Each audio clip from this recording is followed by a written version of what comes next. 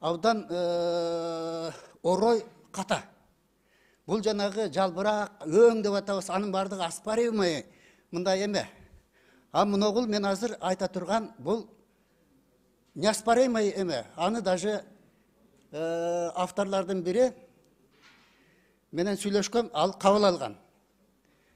Мынакей, мына азыр биздин түндүк.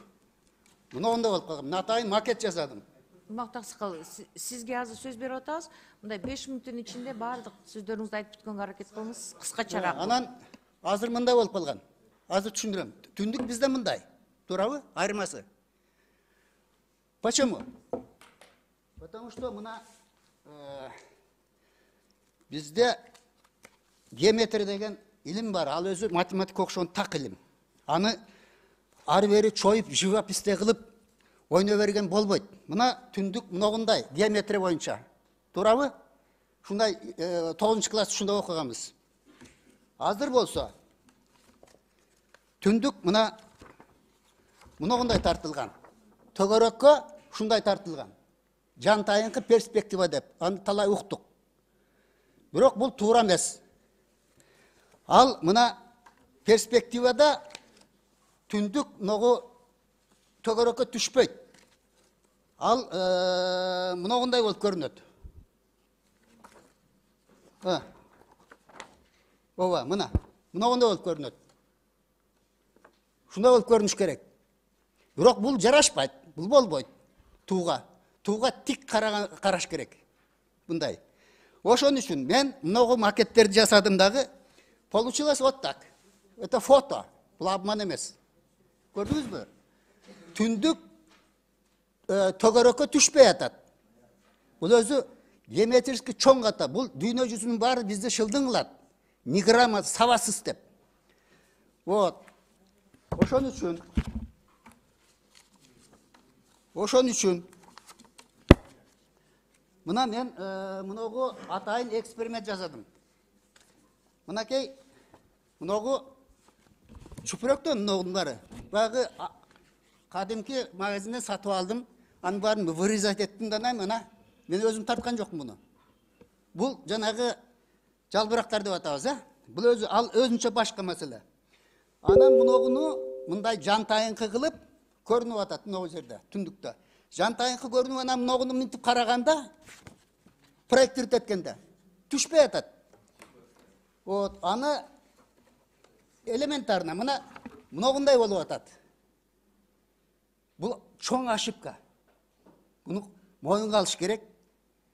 Жачыбек бек болсун досум, баягында больницада жатканда мен барып, нафиста штатовадан кийин сурасам, да деп ошондо моюнуна алды. Мына жанында отурат. Салам, бек болсун. Анан ушуну эске алып койсоңор. Бул түндүктү мындай үстүнөн караганда, мынагу жерде үстүнөн карап атат да. Колжоё коңкоюп деп гезитте жүрөт, жазылган. Причем аны Кунай Шеримкулов, Медеткан баласы. Медет Шеримкуловдун баласы Кунай Шеримкулов айткан. Консоо көрүнөт деп башында эле. Атасы бекитип атса, баласы критика кылып чыккан. Түндүк мындай көрүнүш керек. Үстүнөн караганда мындай тике. Алдынан караганда Марбайжиев айткандай көк көрүнөт, аба көрүнөт, мындай көрүнөт. Почему мындай түс эмес, мындай геометрический эмес, мындай? Потому что бул проекция. А бул абдан сухо, жестко. А бул болсо, поскольку мындай выпуклый, ал мындай формообразный, мынагу точка, мындай караганда бул точка чоңураак көрүнөт, бул кичирээк көрүнөт.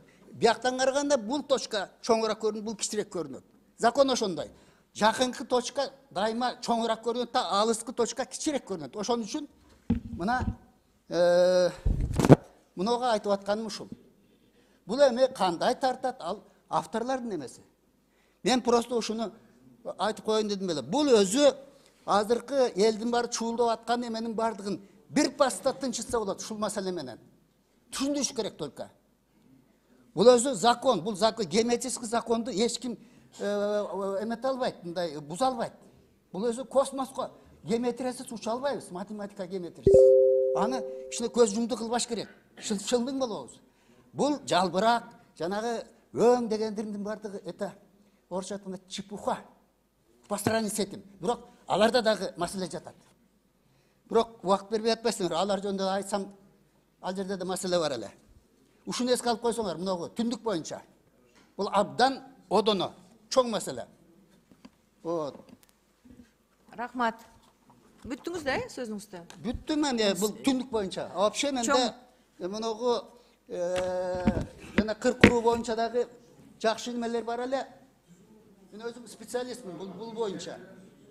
Анан айтсам болот эле, бирок убакыт бербей атпайсыңар.